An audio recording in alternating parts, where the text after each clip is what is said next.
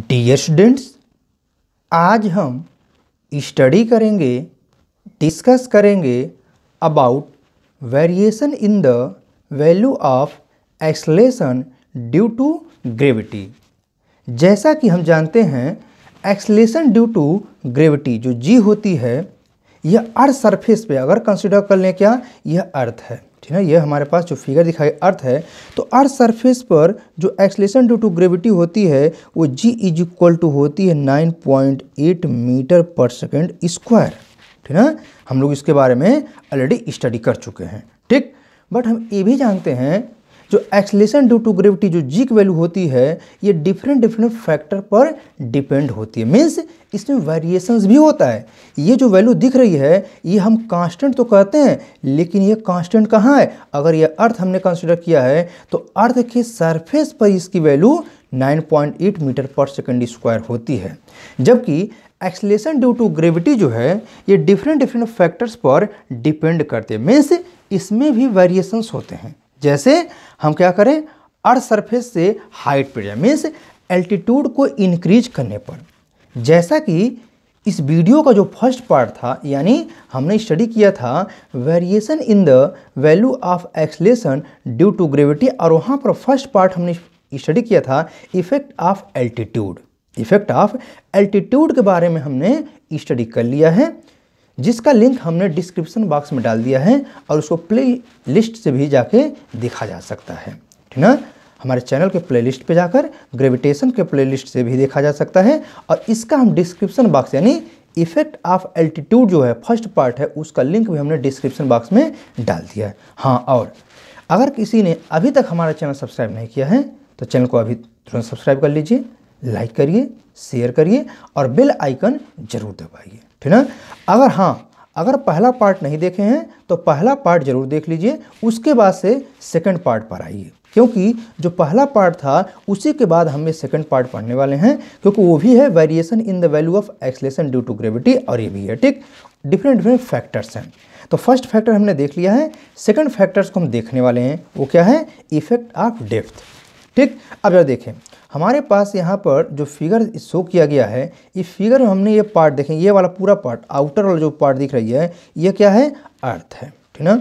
अब क्या कर रहे हैं हम यहाँ पर एच डेप्थ पे नीचे जाते हैं, यानी इनसाइड, यानी इफेक्ट ऑफ डेप्थ स्टडी करना है तो हम क्या करते हैं, एक टनल बनाते हैं यहाँ तक, ठीक ना। एक डेप्थ लेते हैं, यानी कोई ऑब्जेक्ट है जिसका मास क्या है? यम है, जो कि इस पॉइंट पी पर रखा गया है, यानी यम मास का ऑब्जेक्ट पॉइंट पी पे है, जो कि एच डेप्थ इनसाइड अर्थ है। इनसाइड अर्थ वो क्या है? एच डेप्थ पर है, ठीक। अब जब देखें हम यहाँ से अगर कंसीडर करें, यहाँ तक अर्थ का रेडियस आर ई होता है, यानी यहाँ से हम यहाँ भी कर सकते हैं, ठीक। ओवरऑल यानी कहीं भी देखेंगे सेम होगा। अब ये एच डेप्थ यहाँ नीचे आ गया तो ओ पी क्या होगा? आर ई माइनस एच हो जाएगा, ठीक। अब एक बात और, अगर ओवरऑल अर्थ का मास यम ई है तो इस पार्ट का इतना पार्ट हमारे पास, ये उतने केवल पार्ट होंगे जिसका radius are E minus H है, तो इसका मास हमने यम ई डैश कंसिडर कर लिया है, ठीक ना। मास ऑफ अर्थ ही है, लेकिन ये इनर पार्ट का है, ठीक ना। हमने कंसिडर कर लिया है कि मास जो हमारे पास इतना पार्ट है, ठीक। अब यहाँ पर हमें acceleration due to gravity value जो चेंजिंग आ रही है उसको फाइंड आउट करने से पहले हम क्या करते हैं, पहले इनर वाले पार्ट का मास निकालेंगे। अब मन में आएगा हम मास इनर पार्ट का क्यों निकालें, उसकी क्या आवश्यकता पड़ गई? तो ये बात ध्यान रहे, according to the Newton's universal of gravitation, कोई बॉडी जो होती है, टू बॉडीज होती हैं, उनके बीच में ग्रेविटेशनल फोर्स लगती है, मीन्स अट्रैक्टिव फोर्स होती है। लेकिन ध्यान रहे ये पार्टिकल अब इनसाइड यहाँ पर अर्थ में आ गया है, जो कि एच डेप्थ पर है, तो ध्यान रहे यहाँ पर जो मास यम पार्टिकल का दिख रहा है, इस मास और इस मास के बीच में ग्रेविटेशनल फोर्स लगेगा। इसके बाहर वाले देखें, ये हमारे पास सरफेस के आउटर रीजन है, इस पे कोई ग्रेविटेशनल अट्रैक्शन वर्क नहीं करेगा, यानी इस मास का अब यहाँ पर कोई रोल नहीं है। सभी लोगों ने स्टडी किया है, हम लोगों ने इसके पहले स्टडी कर चुके हैं। अकॉर्डिंग टू ग्रेविटेशन में क्या, अगर हमारे पास एक बॉडी यहाँ पर है और दूसरी बॉडी यहाँ है, ये मास m1 है, ये मास m2 है, हमारे पास डिस्टेंस r है सेंटर टू सेंटर, ध्यान रहे। तो इस मास के ऊपर डिपेंड करता है F is equal to G(m1 m2 upon r square. तो यहाँ पर ये बॉडी का मास ले रहा है, तो इसी प्रकार इस केस को देखेंगे तो हम क्या पाएंगे, तो हम ये पा रहे हैं कि ये वाले जो पार्ट हमारे मास के हैं, ये वाले जो पोर्शन कह सकते हैं, ये जो पार्ट दिख रहा है, अब इसका यहाँ पर कोई रोल नहीं होगा, ठीक ना। तो इसलिए हम यहाँ पर इस पे देखें तो जो पार्टिकल यहाँ पर और यहाँ पर बॉडी हैं, इनके बीच में हमें ग्रेविटेशनल फोर्स को फाइंड आउट करना है। तो फर्स्ट ऑफ ऑल जो इनर स्फीयर दिख रहा है, इसका हम क्या करेंगे, मास फाइंड आउट करेंगे, ठीक ना। तो mass of the inner sphere, mass of the inner sphere find out कर लेते हैं। तो यहाँ पर हमको मिल जाएगा क्या, मास ऑफ इनर स्फीयर, ठीक। इसको हमने क्या किया है, ME डैश कंसिडर किया है। अब मास इज इक्वल टू होता क्या है, तो होता है क्या, वॉल्यूम इनटू डेंसिटी, ये तो फॉर्मूला है, ठीक। अभी स्फीयर दिख रहा है, ठीक ना। तो यहाँ जो ME डैश की वैल्यू क्या मिल जाएगी, स्फीयर का जो वॉल्यूम होता है वो होता है 4/3 पाई r³ तो हमारे पास यहाँ रेडियस क्या मिल रहा है, RE माइनस H है, तो यहाँ पर RE माइनस HQ हो जाएगा, ठीक ना। वॉल्यूम क्या मिलेगा, तो मिल जाएगा 4/3 पाई RE माइनस H³, ठीक। इनटू डेंसिटी का टर्म है, तो यहाँ पर डेंसिटी आ गया, ठीक ना। ये किसकी वैल्यू है, ME डैश की वैल्यू, यानी इनर स्फीयर जो है इसका मास हमने फाइंड आउट कर लिया, ठीक ना। ये वैल्यू फाइंड आउट कर ली गई, ठीक। अब यहाँ पर हमारे पास डेंसिटी जो रो है, ध्यान रहे, ये यहाँ का पोर्शन का भी, इधर पोर्शन का भी, यानी ये हमारे पास का एवरेज डेंसिटी है। वैसे हम जानते हैं कि जो डेंसिटी होती है अर्थ की, वो भी डिफरेंट प्लेस पर डिफरेंट में, जैसे हम जानते हैं इनर कोर पे जो नीफे कहते हैं, वहाँ पर निकल और आयरन होते हैं जिसकी डेंसिटी कुछ ज़्यादा होती है, जबकि सरफेस की डेंसिटी कम होती है। बट एवरेज डेंसिटी हमने क्या लिया है, रो कंसिडर कर लिया है, ठीक है।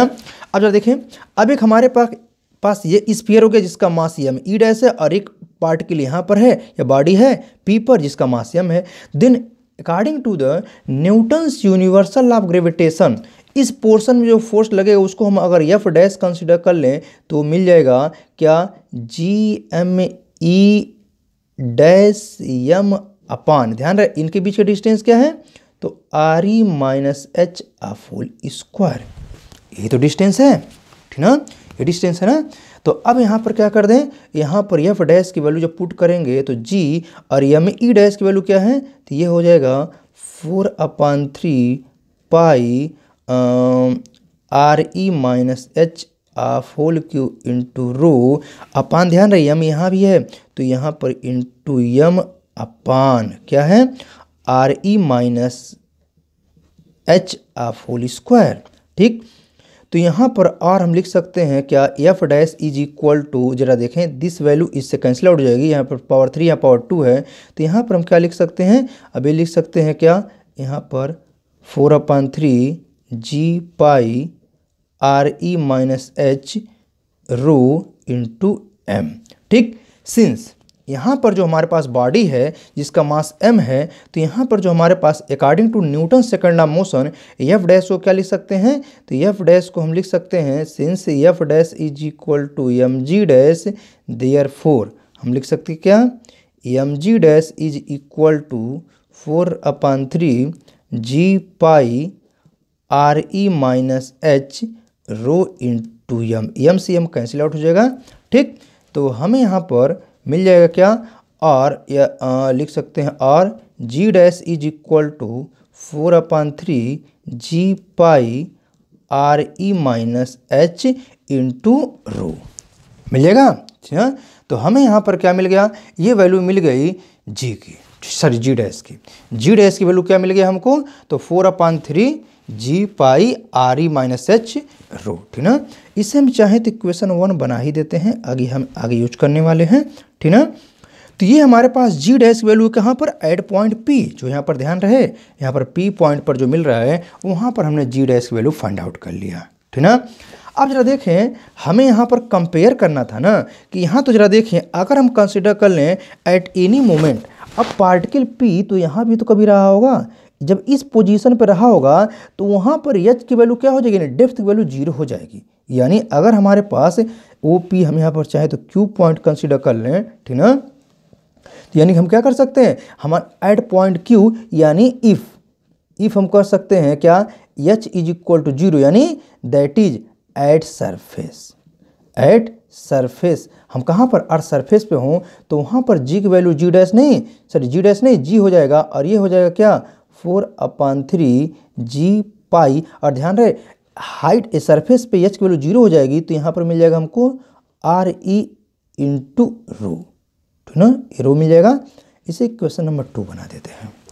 ठीक, करना क्या है अब, करना इसके बाद से इसको डिवाइड करना है, तो हम यहाँ पर कर दें इक्वेशन 1 को 2 से डिवाइड कर दें, तो dividing equation 1 by 2 we get क्या मिलेगा, तो यहाँ मिल जाएगा जी डैश अपान जी, यहाँ पर इज इक्वल टू क्या मिल जाएगा, तो वो मिल जाएगा क्या 4/3 G pi R E minus H into rho upon क्या, यहाँ मिल जाएगा 4/3 जी पाई और ये मिल जाएगा आर ई इंटू रो। इस सभी टर्म तो कैंसिल आउट हो जाएंगे, हमें क्या मिल रहा है, यहाँ से मिल जाएगा this imply that G dash upon G is equal to क्या मिल जाएगा, तो G dash upon G is equal to देखें ये सब टर्म कैंसिल हो, ये मिल जाएगा क्या are E minus H upon R ई, देखें रो से रो कैंसिल आउट, ये कैंसिल सब टर्म कैंसिल आउट हो जाएंगे।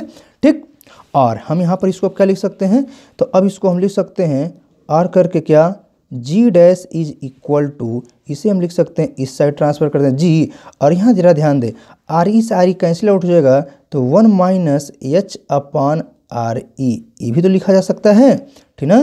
तो G dash is equal to G 1 minus H upon R ही भी लिख सकते हैं, जो कि हमारे पास क्या मिल गया, यहाँ पर फार्मूले का डेरिवेशन ही हो गया, ये तो हमें डिराइव करके लाना था, ठीक ना।